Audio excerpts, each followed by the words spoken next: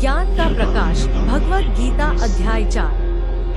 कुरुक्षेत्र की रणभूमि पर अभी भी अर्जुन खड़ा है। उसका मन शांत नहीं हुआ है। पिछले अध्याय में श्री कृष्ण ने उसे कर्मयोग का ज्ञान दिया था, पर अब उसके हृदय में एक नया प्रश्न उठता है। वह आदर पूर्वक पूछता है, हे माधव, आपने कहा कि आपने यह योग सबसे पहले सूर्यदेव को सिखाया था, फिर उन्होंने मनु को बताया और मनु ने इक्ष्वाकु को, लेकिन आप तो अभी मेरे सामने हैं। यह कैसे संभव है? श्री कृष्ण मुस्कुराते हैं। उनका चेहरा तेजस्वी और शांत है। वे कहते हैं, हे पार्थ, तुम और मैंने अनेक जन्म लिए हैं। तुम्हें उन जन्मों की याद नहीं, लेकिन मैं सब जानता हूँ। हर युग में जब धर्म की हानि होती है और अधर्म बढ़ता है, तब मैं स्वयं अवतरित होता हूँ। सज्जनों की रक्षा के लिए, दुष्टों के विनाश के लिए और धर्म की पुनः स्थापना के लिए। यही मेरा दिव्य कर्म है। अर्जुन ध्यान से सुनता है।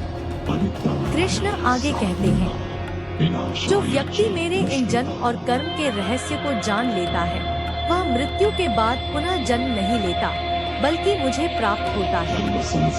वह मुक्त हो जाता है। फिर भगवान ज्ञान का महत्व समझाते हैं।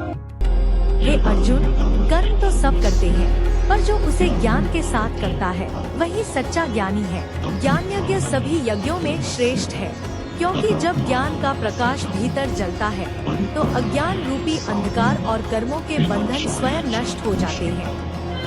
कृष्ण आगे समझाते हैं, जो श्रद्धा के साथ गुरु के पास जाकर प्रश्न करता है, सेवा करता है, वह सत्य का ज्ञान प्राप्त करता है।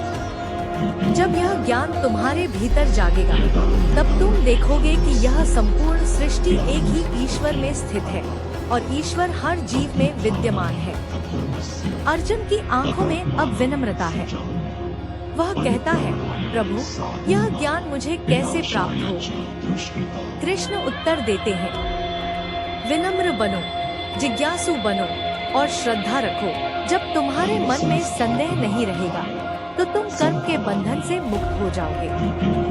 अज्ञान को तलवार से काट दो और ज्ञान के प्रकाश में कर्म करो। कृष्ण के शब्द अर्जुन के हृदय में उतर जाते हैं। अब उसका संशय मिट चुका है। उसके भीतर प्रकाश फैल गया है, ज्ञान का प्रकाश। वह समझ चुका है कि कर्म तभी सार्थक है, जब उसके साथ ज्ञान और भक्ति जुड़ी हो। धीरे धीरे अर्जुन अपने धनुष को दृढ़ता से थाम लेता है। उसकी आंखों में आत्मविश्वास लौट आया है। वह अब जानता है कि यह युद्ध केवल एक संघर्ष नहीं, बल्कि धर्म की स्थापना का मार्ग है। जब कर्म ज्ञान से प्रकाशित होता है, तब जीवन मोक्ष की ओर बढ़ता है। ज्ञान ही वह दीपक है जो अंधकार को मिटा देता है। यही है गीता का ज्ञान योग।